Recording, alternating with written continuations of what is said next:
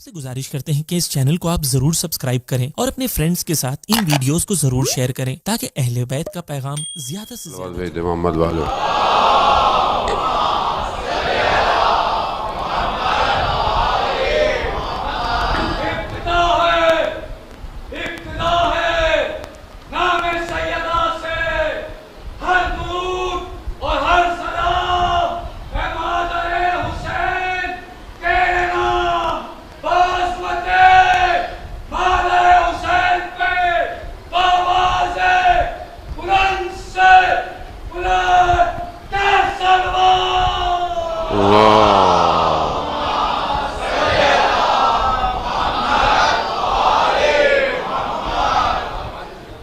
عزاداران شہید و شہداء، شب جمعہ ہے، شب شہادت زین العابدین ہے،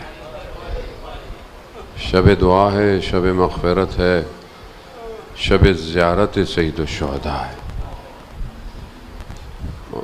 آج کی رات ویسے بھی شب جمعہ انسان کو استغفار، توبہ اور عبادت کرنی چاہیے، اسی لیے مفاتیح الجناح اگر آپ دیکھیں گے تو شب جمعہ کے اعمال کافی نظر آئیں گے آپ کو، دعائیں، مغفرت، لیکن ظاہر ہے آج ان کی شہادت ہے کہ جو خود عبادت کی زینت ہے۔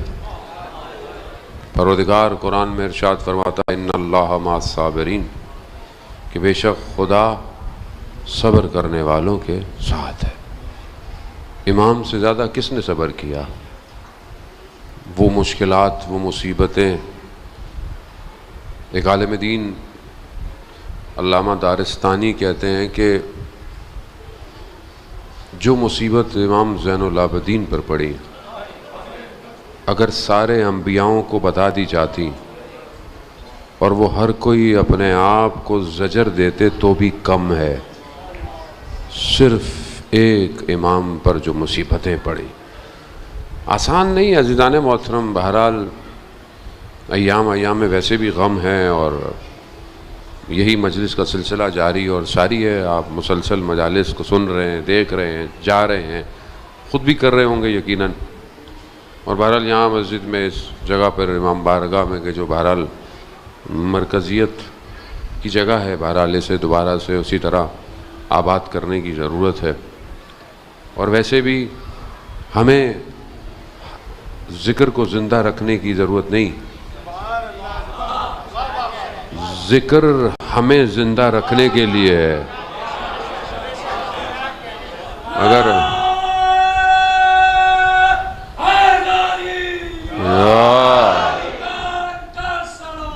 اللہم صلی علی محمد، ہمیں ضرورت ہے، شہر کو ضرورت ہے، جگہ کو ضرورت ہے، علاقے کو ضرورت ہے۔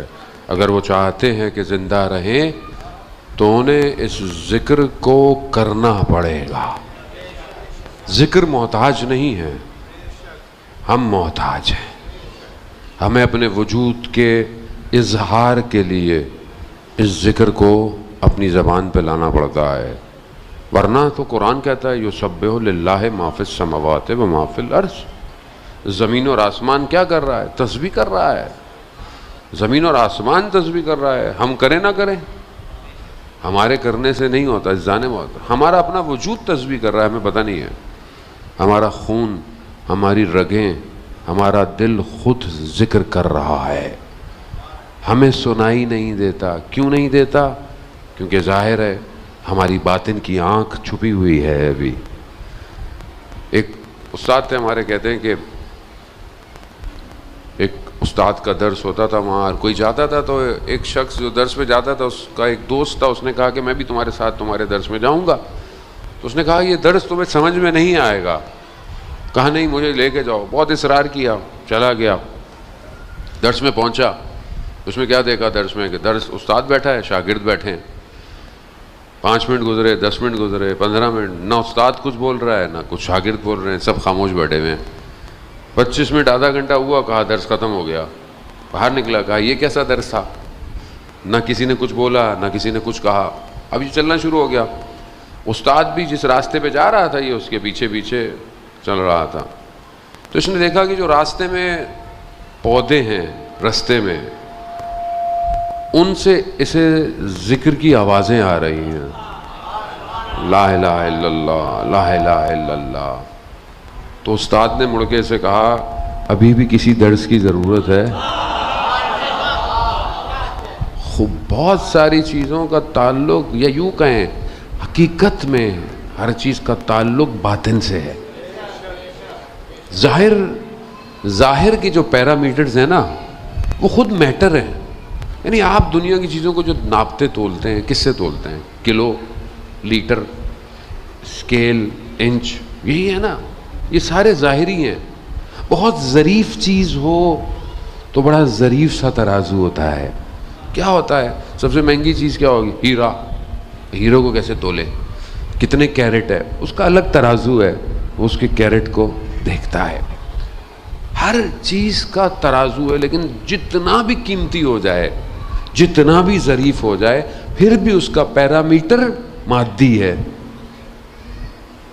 بس میں توجہ کا طالب ہوں آپ کے ذہن محترم، آپ ماشاءاللہ سب بہترین سامعین ہیں۔ یعنی جو بھی چیز آپ اٹھا لیں، بھئی کوئی چیز نظر نہیں آ رہی، کیسے ناپیں؟ کون سی چیز ہے؟ ہوا نظر آتی ہے، کیسے ناپیں گے اس کو؟ مگر ناپی نہیں جاتی کیا؟ ناپی جاتی ہے۔ سی این جی کیا ہے؟ بھئی ہے کچھ تو پیرامیٹر ہے نا، اب آپ کچھ بھی کر لیں، بھئی نظر نہیں آ رہی مگر پھر بھی ناپی جا رہی ہے، تو وہ پیرامیٹر بھی مادی ہے۔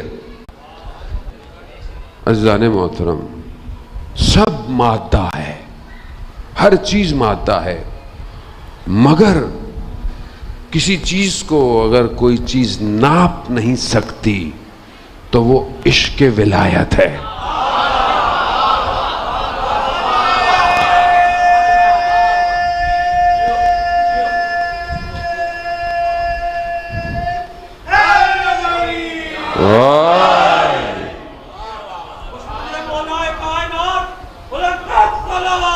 اللہ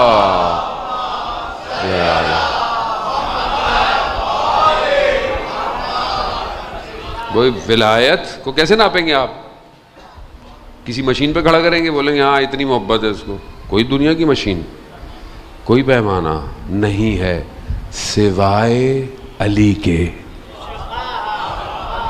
گھبرا گئے آپ، گھبرا گئے ذہن محترم۔ یعنی کیسے ناپیں گے؟ کیسے ناپیں گے؟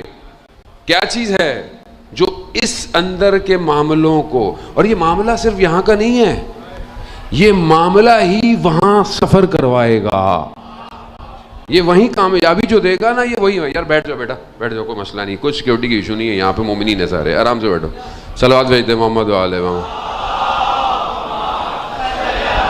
محمد۔ یقیناً بچے بہت محنت کرتے ہیں، زحمت کرتے ہیں، لیکن کوئی مسئلہ نہیں ہے، یہاں کوئی ٹینشن کی بات نہیں ہے۔ ویسے بھی جو گھر سے نکلو وصیت کر کے جاؤ،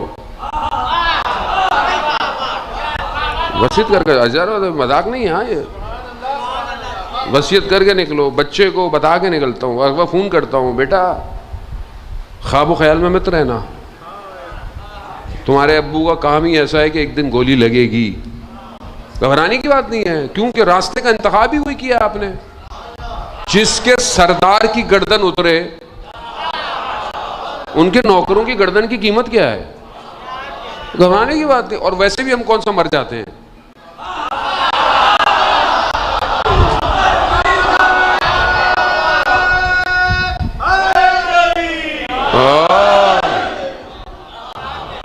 نہیں، کربلا سمجھی ہی نہیں کسی نے۔ تم ہمیں مارو، ہم مریں گے نہیں، ہم مرتے ہیں بھی نہیں، ویسے بھی ہم اور پرواز کرتے ہیں۔ کیوں؟ یہ کارواں چلتا رہے گا، یہ چلتا رہے گا۔ کیوں؟ اس کا اصلی وارث زندہ ہے۔ تو ہمیں کہاں گھبراتے ہو گولیوں، دھماکوں، بموں سے؟ کچھ نہیں ہوتا۔ جتنے دھماکے کرنے تھے کر لیے تم لوگوں نے، سافٹ ویئر تو ہم نے ویسے ہی چینج کروا دیا تمہارا، ہو گئے دھماکے۔ اب تو اس کو ٹینشن ہے جنہوں نے یہ فیکٹری لگائی تھی، اب تو ان کو ٹینشن ہے۔ بہرحال میں بڑے احتیاط کے ساتھ سیاسی باتیں کرتا ہوں، کیونکہ ظاہر ہے میں یہاں رہتا نہیں ہوں تو یہ بھی مجھے احتیاط کرنی ہوتی ہے بہت زیادہ. عزیزان محترم بات یہ ہے کہ کوئی پیمانہ نہیں ہے, کوئی دنیا کی سی ٹی اسکین کی مشین نہیں ہے. چیک کرے کتنی ولایت, کتنی محبت, کتنا عشق, صرف ایک ہی پیمانہ رسول دے گئے, ایک ہی پیمانہ رسول دے گئے. علی کا ذکر کرنا شروع کر دو, چہرے کھل جائیں تو سمجھ لینا یہی وہ چیز ہے جو یہاں رکے گی نہیں. اس سے کوئی سنی شیعہ, کوئی مذہب, کوئی فرقے کا تعلق نہیں ہے. عزیزان محترم یاد رکھا کریں, ولایت علی ابن ابی طالب وہ نور ہے جو اس دنیا میں بھی بچائے گا, جو آخرت میں بھی بچائے گا. ہمارے پاس کوئی اینک نہیں ہے کہ ہم کسی کو بولیں کہ بھائی تم بہت مولائی ہو, تم کم مولائی ہو. یہ ہم خامخواہ بولتے ہیں. ہمارے پاس کون سی کوئی اینک لگی ہوئی جس سے ہمیں ولایت نظر آ رہی ہے؟ ہمیں کیا پتا پیچھے بیٹھنے والا, ہمیں کیا پتا, ہمیں کیا پتا آخری رات آنے والا حور علیہ السلام بن جاتا ہے. بات یہ ہے کہ جس کی جتنی ظرفیت اتنی وہ ولایت کو قبول کرتا ہے. انسان محترم اس کو سمجھیں. اور یہی چیز جو ولایت, یہ جو محبت ہے, یہ انسان کے عمل میں نظر آتی ہے. انسان کے عمل میں نظر آتی ہے. اگر ولایت ہے, محبت ہے, تو یہ ولایت ہر جگہ ہونی چاہیے, صرف مجلس میں نہیں. آپ دکان ہے آپ کی, آپ کا کام, آپ کا کاروبار, آپ کا لین دین لگے کہ ہاں یہ مولا کا ماننے والا ہے. کیوں؟ کیونکہ یہ سچ بولتا ہے, یہ صحیح تولتا ہے, یہ دھوکہ نہیں دیتا, یہ امانت دار ہے. لیکن کتنی بڑی صفت ہے رسول خدا حضرت محمد مصطفیٰ صلی اللہ علیہ وآلہ صلی علی محمد. دیکھیں دو چیزیں تھیں نا رسول خدا کی بعثت سے پہلے, یعنی نبوت کا جو مبعوث ہوئے اس سے پہلے دو چیزوں سے رسول معروف تھے. کیا؟ صدیق, امین, سچے ہیں, امانت دار ہیں. تو کیا کبھی ہم نے زندگی میں ٹیسٹ کیا اپنے آپ کو, ہم امانت دار ہیں کہ نہیں ہیں؟ بھئی امانت دار کیسے ہوتا ہے؟ کوئی امانت دے اس کو رکھو, کوئی امانت دے اس کو رکھا کرے. عزیزان محترم زندگی میں کبھی کسی کی امانت لیں, امین بنیں, قیامت میں بتائیں پروردگار کو ہم نے بھی تھوڑی دیر کے لیے امانت رکھی تھی یا رسول اللہ. اب امانت کا تعلق صرف مادے سے نہیں ہے کہ کوئی آپ کو پیسے دے, کسی کا راز آپ کے پاس ہو, کسی کو آپ نے کہیں غلطی سے, انسان ہے, کوتاہی ہو گئی, غلطی ہو گئی, اب آپ کو بات پتہ چل گئی, اب آپ دوسروں کو بتائیں گے کہ آپ امانت کو رکھیں گے. خوب کردار ہو نا ولایت کا. پھر عزیزان محترم میں بتایا پیرامیٹر کوئی نہیں ہے, صرف عمل ویسا ہو جیسا مولا چاہتا ہے تو پھر کمال ہے. پھر آپ کا تعلق کسی فرقے سے ہو, کسی مذہب سے ہو, کسی مسلک سے ہو, کوئی فرق نہیں پڑتا. کیوں؟ کیونکہ پھر آپ کا تعلق انسانیت سے ہے. آپ انسان ہیں, انسانیت کی طرف بڑھیں. عزیزان محترم اگر آج معاشرے کے اندر جو مشکلات پائی جاتی ہیں وہ ساری ہیومن ویلیوز کا مسئلہ ہے.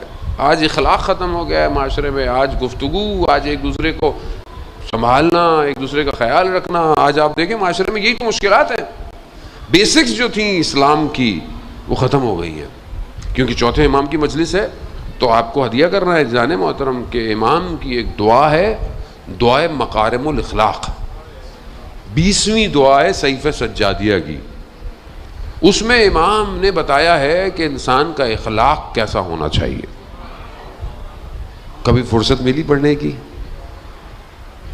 کوئی مسئلہ نہیں ہے, ابھی موقع ہے, ابھی زندگی ہے, جائیں اور ابھی ان چند دن عہد کریں کہ میں صحیفہ سجادیہ خریدوں گا.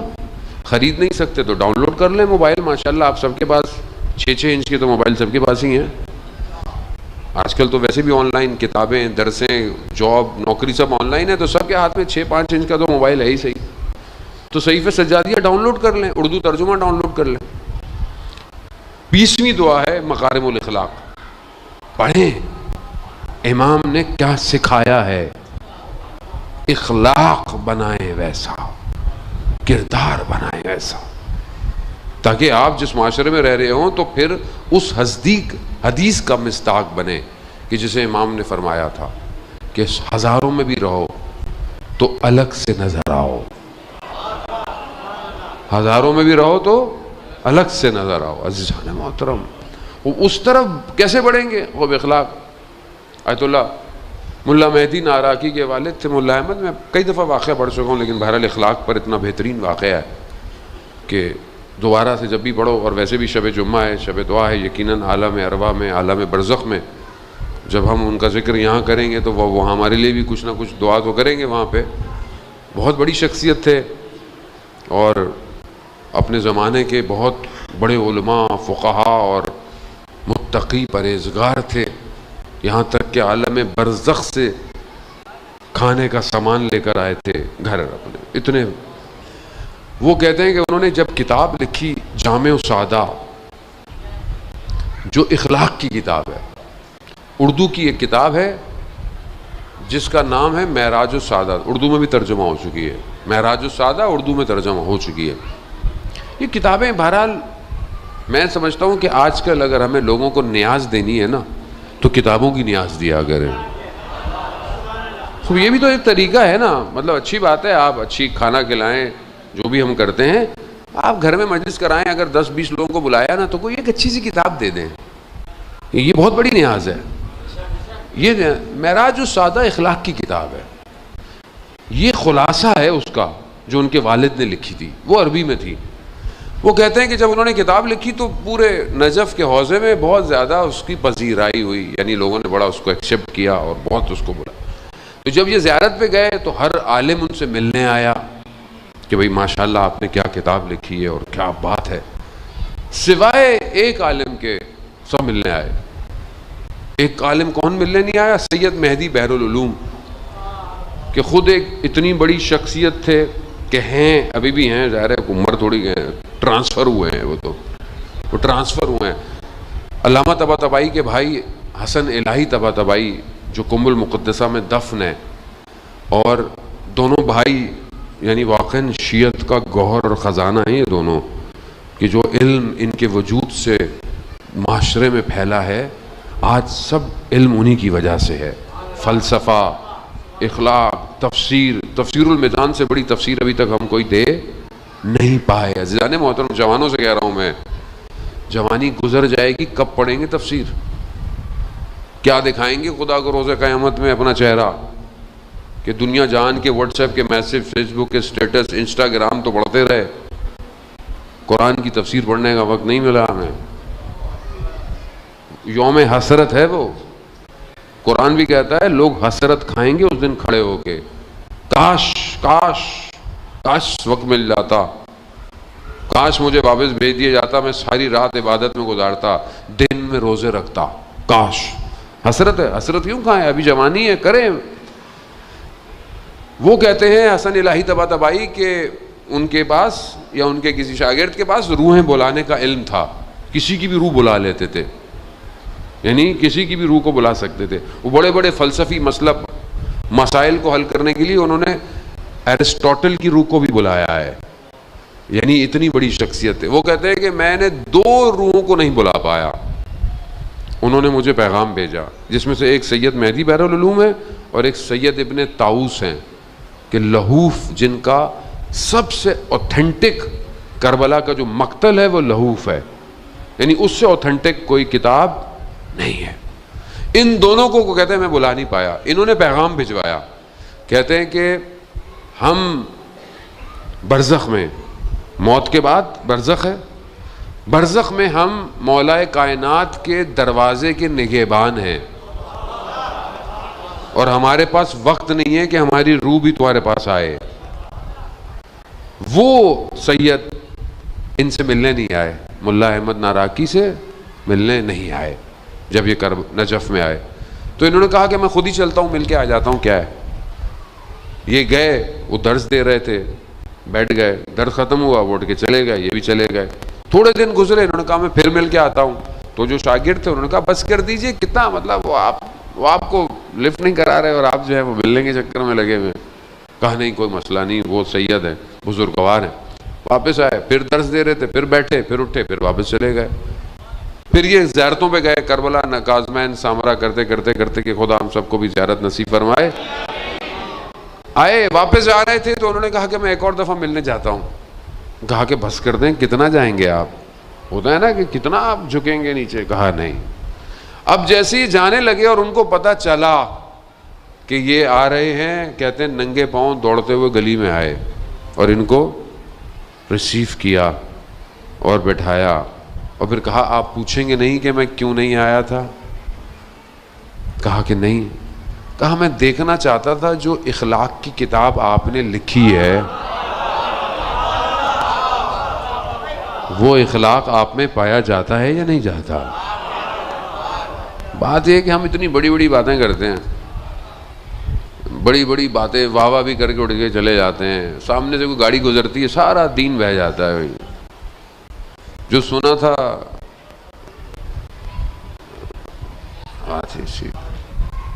تو پھر اللہ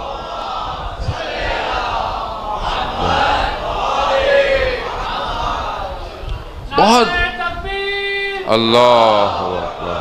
نعرہ تکبیر، اللہ اکبر، نعرہ رسالت، یا رسول اللہ، نعرہ رسالت، یا رسول اللہ، نعرہ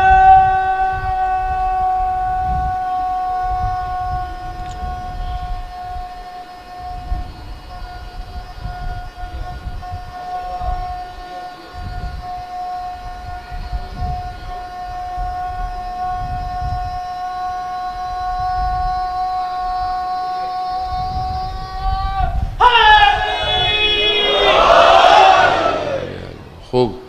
بات یہ ہے کہ انسان بعض اوقات بہت اچھا ہوتا ہے لیکن باہر، گھر میں نہیں. آپ بڑا اخلاق سے ملتے ہیں لوگوں سے، محبت، چہرے پہ مسکراہٹ. گھر گئے سارا غصہ چہرے کے اوپر ہے، نمک زیادہ ڈل گیا، پانی دیر سے آیا.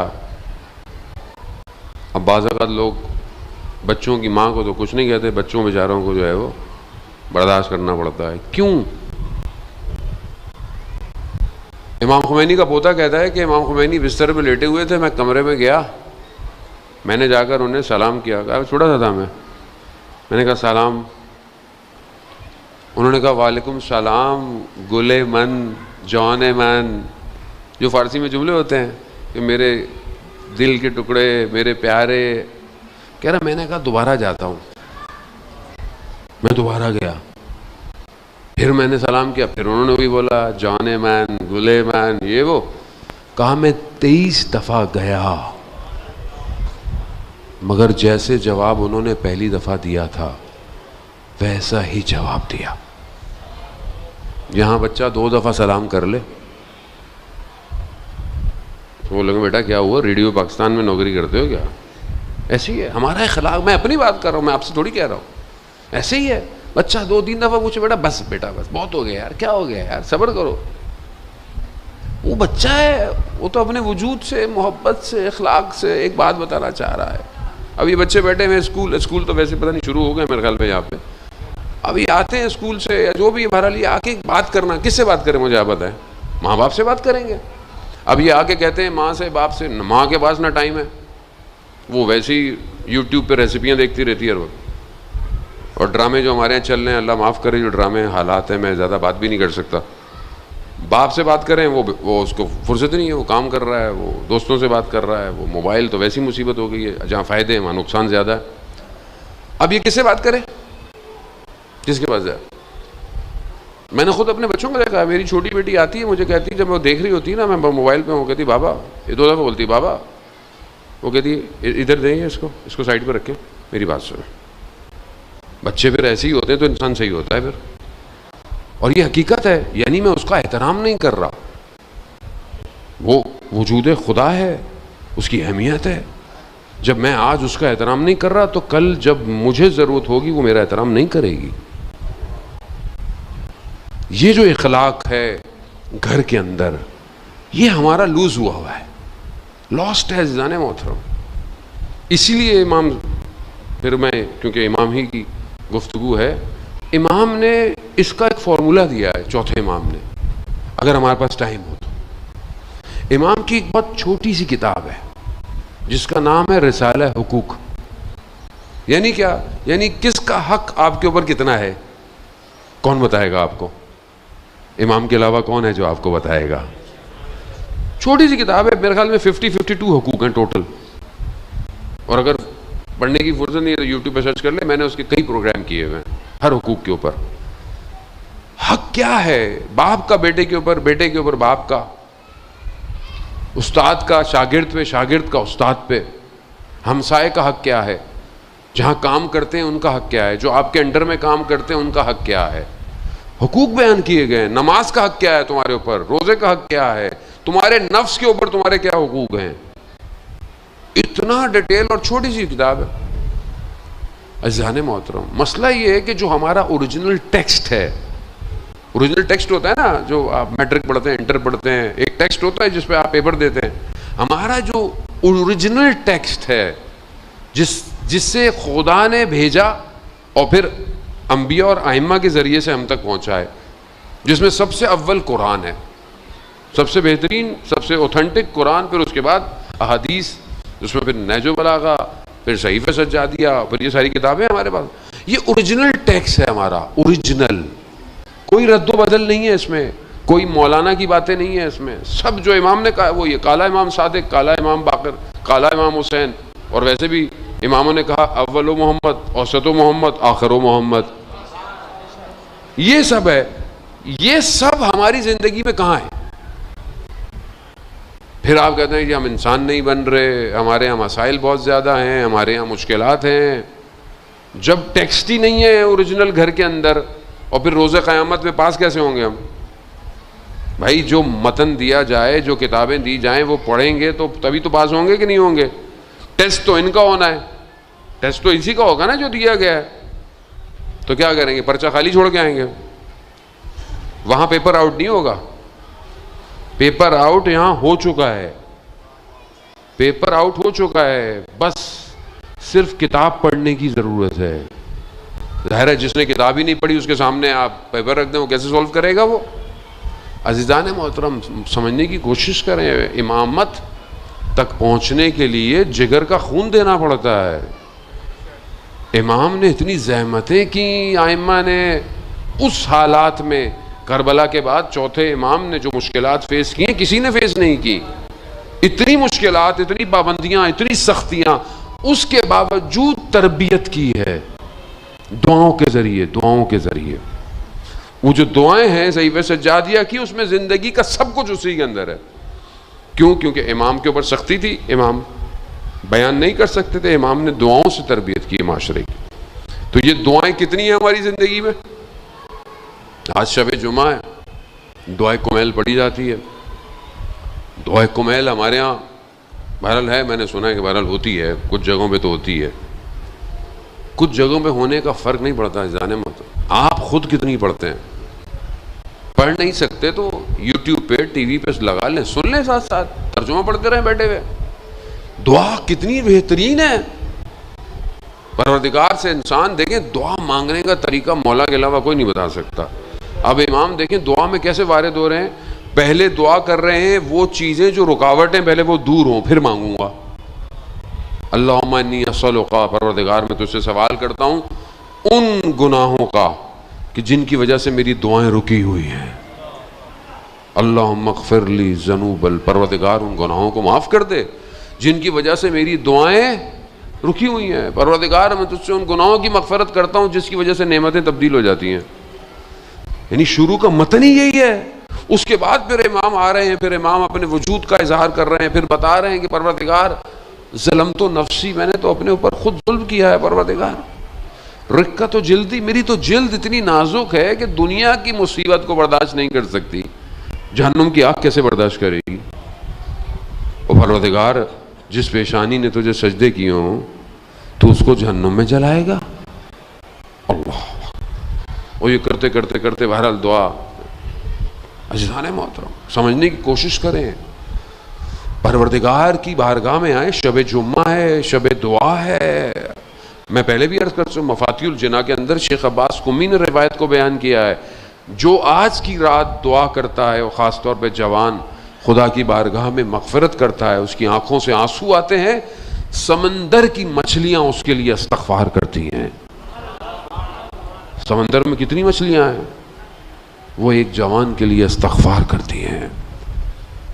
امام دعا ہے, کچھ نہ کریں. آج امام کی شب شہادت ہے, کوئی دعا پڑھ لیں, وہ دعا جو امام نے تعلیم دی ہے, کھولیں اس کو. یہ جو وائرس بیماری آئی ہوئی ہے, اس کے لیے 7ویں نمبر کی دعا ہے صحیفہ سجاریہ کی, بیماری سے دور کرنے کے لیے. چھوٹی سی دعا ہے, دعائے ابو حمزہ. کتنی بڑی دعا ہے جو ہم رمضان میں پڑھتے ہیں, پتہ نہیں پڑھتے ہیں کہ نہیں پڑھتے. کتنی بڑی دعا ہے. علماء تہجد کی نماز میں, قنوت میں, نجف میں, امام کے حرم میں وہ دعا پڑھا کرتے تھے. کتنی بڑی دعا ہے, ہم سے پورا رمضان نہیں پڑھی جاتی, اور قنوت میں پڑھتے تھے. عزیزہ پھر دیکھیں یہ لوگ پہنچے بھی تو کہاں ہیں پھر, جو یہ سارا ٹیکسٹ جو کرتے تھے, پھر ہمیں کہتے ہیں مولانا کوئی وظیفہ دے دیں. کیوں بھائی, یہ کام پھنس گیا ہے, رزق میں پریشانی ہے, اولاد میں یہ ہے, بیماری ہے, یہ تو صرف سب مادی ہے. کوئی یہ تو آج تک بہت تھوڑے سے جوان ہیں جو بہرحال اب تھوڑی بیداری تو ماشاءاللہ ہو گئی ہے, بہت تھوڑے سے جوان ہیں جو کہتے ہیں کہ مولانا کوئی وظیفہ دیں, اپنے امام کو دیکھ لوں میں. واقعاً یعنی مادے سے باہر آ گیا ہے اب. جو یہ مانگ لے نا کہ میں اپنے امام کو دیکھنا چاہتا ہوں, اس کا مطلب ہے مادے سے باہر آ گیا ہے. کوئی یہ نہیں کہتا کہ مولانا ہم ملکوت کب دیکھیں گے, کیونکہ ہم ابھی بھی مادے میں پھنسے ہوئے ہیں. عالم ملکوت کہاں عزیزان محترم. آیت اللہ قاضی طباطبائی کے زمانے میں ایک شاگرد تھا, ہندوستان سے آیا تھا, مشہور تھا, طالب علم, پرانا دور ہے, 100-150 سال پرانی بات ہے. نجف کا حوزہ ہوتا تھا, وہاں آیا تو اس زمانے میں جو مرجع بزرگ تھے ان کا انتقال ہو گیا. اب یہ پریشان کہ میں کس کی تقلید کروں, کیونکہ اور علماء تھے. تو اس نے کہا کہ امام زمانہ مجھے خود بتائیں. اب بعض لوگوں کی ڈیمانڈ اتنی ہائی ہوتی ہے کہ امام زمانہ مجھے خود بتائیں. جیسے ہمارے بھی آج کل لوگ کہتے ہیں نا, ہم تو امام کی تقلید کرتے ہیں بھائی. تو اب ڈیمانڈ اتنی ہائی ہے, اب کیا کریں.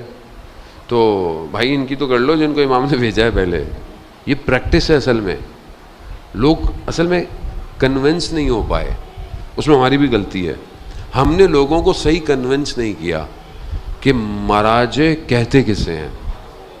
ہماری غلطی ہے اس میں سمجھتا ہوں ہماری بہت زیادہ غلطی ہے. مراجع آپ کو اہل بیت کی حدیث میں سے آپ کی زندگی گزارنے کی چیزیں دے رہا ہے, کچھ اور نہیں ہے اس کا کام. کوئی ایکسٹرا کام نہیں کرتا. وہ حدیثیں جو آپ نہیں پڑھ سکتے, آپ کے دسترس میں نہیں ہیں, 10 حدیثیں اگر ایک ٹاپک پر ہیں تو آپ کو پتہ کیسے چلے گا کہ صحیح کون سی ہے اور اس میں سے رزلٹ کیا ہے. تو وہ محنت کرتا ہے, وہ آپ کو بتاتا ہے وضو ایسے کرو, نماز ایسے پڑھو, یہ سارے کام کرو. یہ مراجع ہے. ہمیں ان کو فالو کرنے کا مقصد یہ ہے کہ ہم پریکٹس کریں, غیبت میں پریکٹس کریں ان کو فالو کرنے کی. جب ان کو فالو کرنے کی پریکٹس ہوگی تو پھر اس کی پریکٹس کریں گے نا جو پردہ غیبت میں ہے. اب آپ چاہتے ہیں کہ بغیر میں سیلز مینیجر, سیلز ہیڈ, پھر project manager, project head, executive head, board of director, پھر سی او. اب آپ چکر میں ہیں کہ ڈائریکٹ سی او سے بات کریں. بھائی سی او سے بات کرنے کا طریقہ ہوتا ہے تھوڑا, اور یہ کسی ملٹائی نیشنل کا سی او نہیں ہے, یہ کائنات کا سی او ہے. تو سی او سے پہلے, اب ہم تو چھوٹے سے طالب علم ہیں عزیزان محترم. ابھی آپ بولیں جی مولانا صاحب آپ سے مجلس پڑھانی ہے, تو بھائی مجلس تو ہم پڑھ دیں گے, لیکن ظاہر ہے میں تو ساری چیزیں ڈیسائیڈ نہیں کروں گا. تو بھائی ایک بندہ رکھا ہوا ہے ہم نے بھی, بھائی آپ اس سے بات کریں. بھائی ہر چیز کا ایک سسٹم ہے نا. اب آپ ساؤنڈ لگانے کے لیے مینیجنگ ڈائریکٹر کو بولیں گے ٹرسٹ کے, کسی اور کا کام ہے نا, آپ اسے بولیں گے. تو ہر چیز کا سسٹم ہے. میری سمجھ میں نہیں آتا, چھوٹی سی چیز خریدنی ہے اس کا تو سسٹم ہے ہمارے پاس, اور دین جو سب سے بڑا سسٹم ہے اس کے لیے ہم بغیر سسٹم کے قائل ہیں. گھبرا گئے, لگتا بھاری دے دی میں نے. صلوات بھیج دے محمد والے.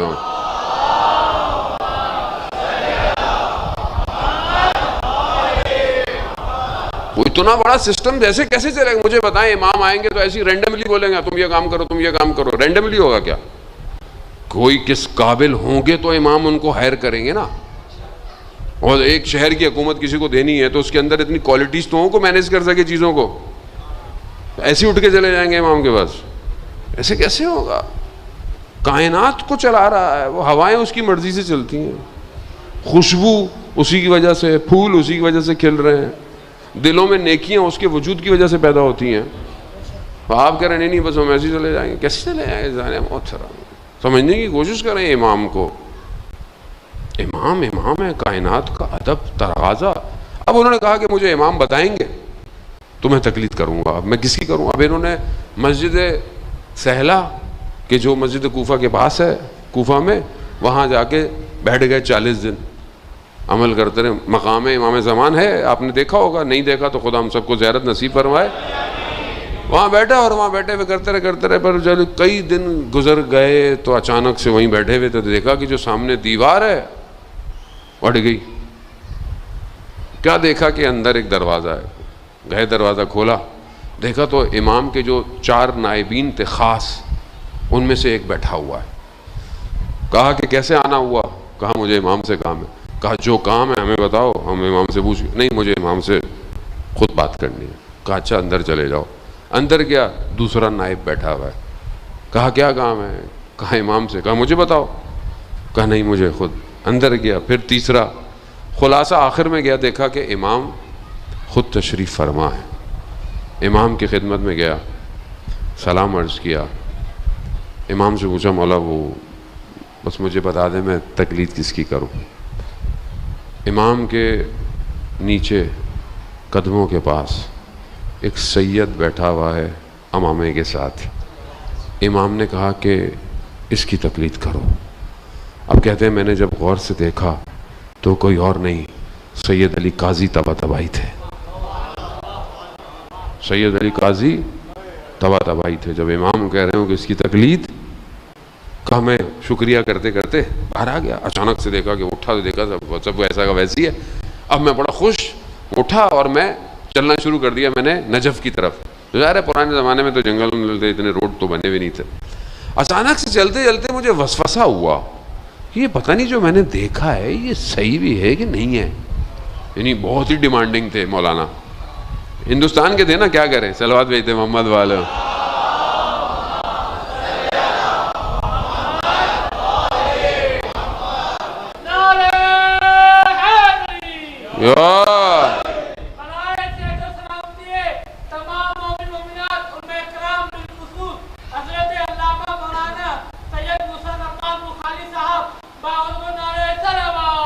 اللہم صلی محمد. رستے میں گئے, وسوسہ ہوا, پتہ نہیں صحیح ہے کہ نہیں ہے, خواب تو نہیں تھا یہ. کہا نہیں میں مسجد کوفہ جا رہا ہوں, اب وہاں بیٹھوں گا, اور مولا جب تک آیت اللہ قاضی خود مجھے آ کے نہیں بتائیں گے میں نہیں کروں گا. خیر جا کے بیٹھ گئے, عبادت کرتے رہے. پھر ایک دفعہ دیکھا کہ کسی نے کندھے پہ ہاتھ رکھا. اب مڑ کے دیکھا تو خود آقا قاضی کھڑے ہوئے ہیں. کہا کہ جو دیکھا ہے وہ صحیح ہے. کیسے پہنچ جاتا ہے آدمی, کیسے پہنچ گئے آقا قاضی.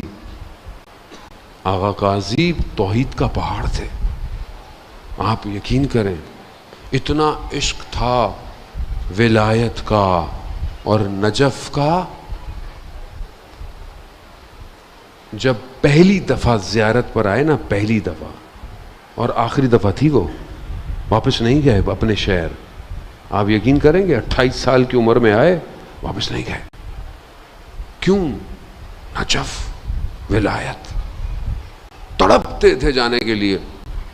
باپ جانے نہیں دیتے تھے والد ان کے, وہ بھی عالم دین تھے. لیکن ایک دفعہ کاروان جا رہا تھا تبریز کے تاجروں کا, تو میں نے کہا کہ آپ تو ساری زندگی اس میں تھے نا کہ نجف جائیں, تو اب تو نجف جانے کا ٹائم ہے, اب تو آپ کو خوش ہونا چاہیے. تو کیا کہتے ہیں, کہتے ہیں یہی ڈر ہے کہ ساری زندگی جس کے عشق میں جلتا رہا ہوں، نہ جانے قریب جا کر میرا کیا ہوگا۔ جس کو ایسی آتش ہو ولایت سے، عزیزان محترم، میں بہت سی چیزوں کو بڑا ڈیفرنٹ سوچتا ہوں، اور اسی وجہ سے بہرحال بولتا بھی ڈیفرنٹ ہی ہوں۔ وجہ یہ کہ میں نے اپنی زندگی میں جھانک کے دیکھا کہ میں نے حضرت علی سے محبت کب کی ہے، کب۔ یہ جو میں علی علی کر رہا ہوں نا، یہ تو میری ماں کا کرم ہے، یہ تو میری ماں کی تربیت ہے کہ اس نے بچپن سے مجھے ناد علی سکھائی کہ بیٹا ناد علی یاد کرنی ہے، سب سے پہلے آیت الکرسی، ناد علی، یہ دو چیزیں یاد کرائیں ہمیں، جب جاؤ ناد علی، گرو یا علی، اٹھو یا علی۔ یہ تو انہوں نے سکھایا۔ میں نے خود کیا کیا؟ میں نے خود امام علی سے توسل کب کیا زندگی میں، آپ بتائیں کب میں نے مولا سے، جب میں پہلی دفعہ خود گیا نا زیارت پہ، پہلی دفعہ، آپ یقین کریں وہ جو اس طرف والی جگہ ہے جو کبھی رش ہوتا ہے، کھلی بھی ہوتی ہے، کہ جہاں سے کہتے ہیں کہ وہ سر امام حسین والی جگہ جو ہے، اس طرف سے میں کھڑا، تو میں پہلی دفعہ جب میں گیا امام کی زری کے مقابلے میں، آپ یقین کریں خیال آیا میں کہاں، یہ کہاں، آپ یقین کریں ایسا پھوٹ کے رویا میں، میری کیا حیثیت، اور مجھے مولا نے بلا لیا۔ اللہ اکبر، وہ علی کہ دنیا جس کی آرزو کرے وہ آپ کو بلا لے۔ آیت اللہ کشمیری کہتے تھے کہ نجف کی تو ہواؤں میں علم تھا، کیوں؟ ہوا گنبد سے ٹکرا کے آتی تھی نجف۔ اللہ ہم ولایت کو اندر نہیں لیا، کبھی اندر نہیں لیا۔ امام نے خود فرمایا ہے جو میرا چاہنے والا ہے اس کی گردن پہ تلوار رکھ دو نا، وہ میری محبت سے انکار نہیں کرے گا، اور جو میرا دشمن ہے اس کی بھی گردن پہ تلوار رکھ دو تو وہ مجھ سے دور ہی رہے گا۔ کیوں؟ کیونکہ وجود میں فرق ہے۔ ملک اشتر اور مولا ایک ہی جنگ میں، کہا ملک اشتر کتنوں کی گردنیں اتری؟ کہا اتنوں کی۔ کہا مولا آپ نے؟ کہا میں نے بھی اتنی اتاری۔ کہا مولا برابر ہیں؟ کہا نہیں، ایک فرق ہے، تمہاری تلوار تو چل رہی تھی، میری تلوار نسلیں دیکھ کر چل رہی تھی، کہ اگر اس کی نسل میں کوئی ایک بھی ہو تو تلوار چھوڑ دے گی۔ اس لیے امام کے پاس ہے، بس آپ کے بہت وقت لے لیا میں نے آپ کا حسن سماعت ایسا تھا کہ مجھے وقت کا اندازہ نہیں ہوا۔ بس ایک حدیث آپ کی خدمت میں، ایک شخص آیا امام کی خدمت میں، ایک جنگ میں مولا کا چاہنے والا تھا، جنگ ہوئی، کہا مولا میرا بھائی بہت دور تھا، آ نہیں سکا، اس کا دل تھا وہ بھی آپ کے ساتھ ہوتا۔ تو امام نے کہا کہ صرف تمہارا بھائی نہیں، قیامت تک جو بھی ہمارے ساتھ چاہے گا وہ ہمارے ساتھ شامل ہے۔ چاہت ضروری ہے نا، آپ چاہیں تو صحیح کہ مولا کاش میں بھی ہوتا آپ کے ساتھ۔ کیا ہستیاں تھیں، عین اللہ، وجہ اللہ، ید اللہ، اتنی محبت رسول کو حضرت علی سے کہ معراج پہ پروردگار نے روئے زمین پر دیکھا کہ کون ہے جس کی سب سے زیادہ محبت رسول کے دل میں ہو، تو سوائے علی کے کوئی نظر۔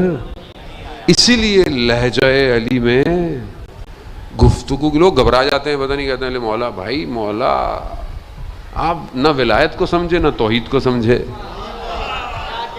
جو خدا علی کے لہجے میں گفتگو کر رہا ہو، اس علی کا کمال یہی ہے کہ وہ بندہ خدا ہے۔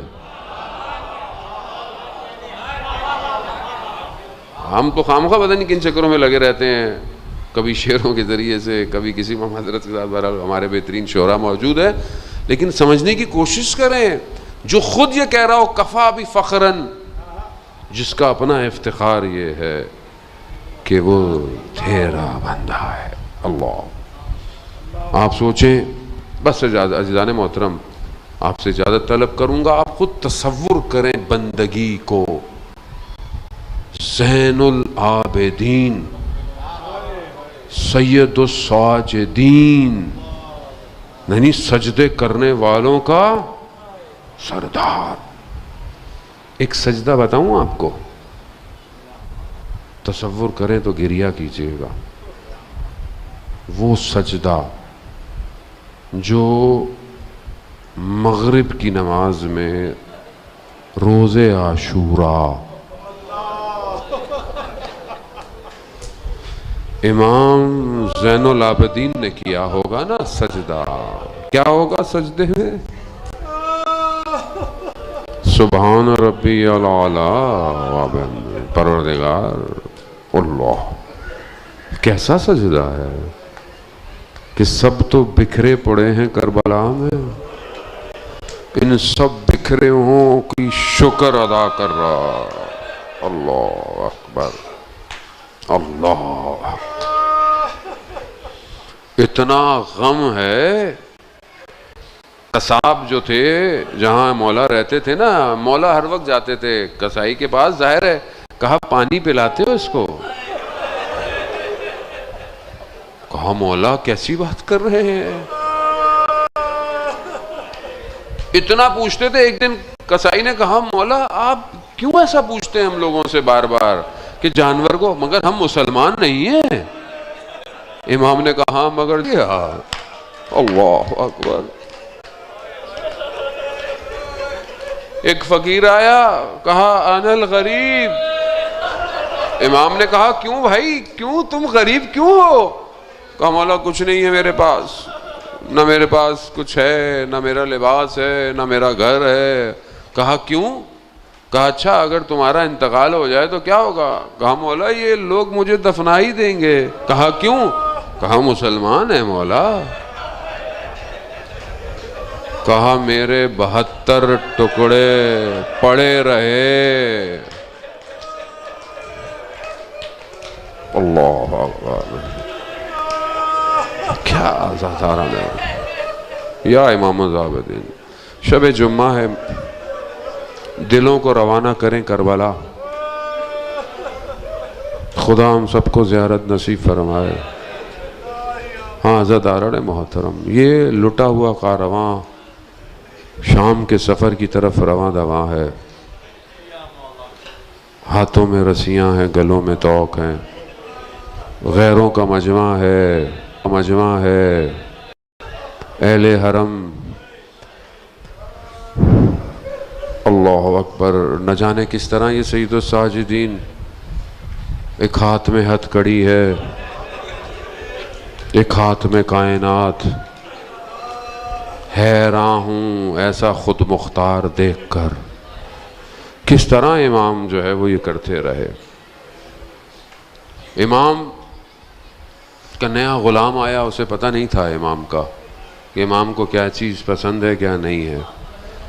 اس نے ایک قربانی کی اور ایک بھیڑ کے سر کو ہاتھ میں پکڑ کر صحن میں کھڑا ہوا تھا۔ امام جیسی گھر میں داخل ہوئے، امام کی نگاہ اس پر پڑی۔ کہتے ہیں امام نے اپنا دروازہ بند کیا، ساری رات روتے رہے، گریہ کرتے رہے۔ اللہ اکبر، نہ جانے کون سا منظر یاد آیا ہوگا کربلا کا کہ شمر جالس علی صدر، وہ شمر سینے پر بیٹھا، کنج خنجر سے زہرا کی کمائی کو جدا کرتا رہا، پھر نہ جانے کس طرح ہاتھوں میں اس سر کو اٹھایا ہوگا۔ عزاداران محترم، استاد فاطمی نیا بیان کرتے ہیں، بس آپ نے سنا، بس تابوت برآمد ہونے والا ہے، چند لمحوں کا مہمان ہے میرا زین العابدین سید الساجدین، جو 35 سے 40 سال گریہ کرتا رہا، روتا رہا، کوئی اس کے گریہ کو روک نہیں پایا۔ عزاداران محترم کہتے ہیں مولا کتنا روئیں گے، کب تک روئیں گے؟ کہا جس کے 18 یوسف سامنے قربان ہو، ہاں بس چند لمحوں کا مہمان ہے. عزاداران محترم, امام نے کیا دیکھتے ہیں کہ استاد فاطمی نیا کہتے ہیں کہ روز عاشورہ گزر گیا, 11 محرم کو جب مقتل سے سواریاں گزری نا, بس ابھی رکیے گا, 11 محرم کو مقتل سے گزری نا. اب 11 محرم کیا ہے, رات گزر گئی, رات کو پتہ نہیں تھا, بدن سروں سے جدا ہوئے تھے, اب لاشیں پڑے ہیں, رات کو تو نظر نہیں آیا. جب دن میں گزرے نا تو کہتے ہیں استاد فاطمی نیا کہ امام کی نگاہ اپنے بابا کے بدن پہ پڑی. اللہ اکبر. استاد کہتے ہیں کہ بدن اس حالت میں تھا امام کی روح نکل جاتی. بی بی زینب نے اپنے آپ کو گرا دیا نیچے.